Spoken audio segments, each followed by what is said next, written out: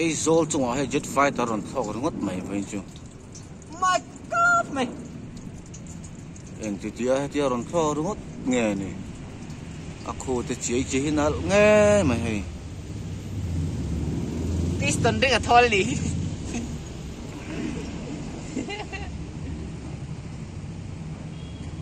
Information on box Rawn Thlawk top. Nghe information hi kan học lâu dốc nghe.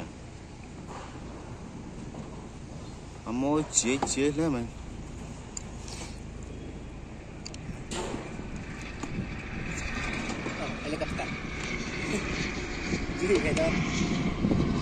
Aizawl service helicopter ina gì sự ta tum nghe ni hey.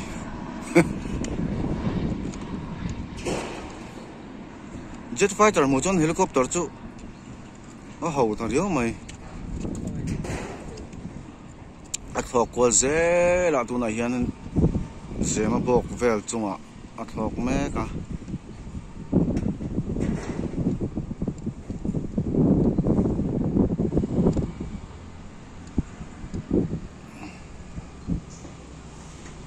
Rawn kwal le angem o Rawn kwal le sela mu cha kom riau mai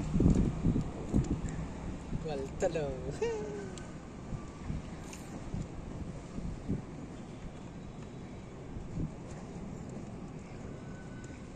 Dut lang chunga tlang ta. dul tlang an pel dai to na chuan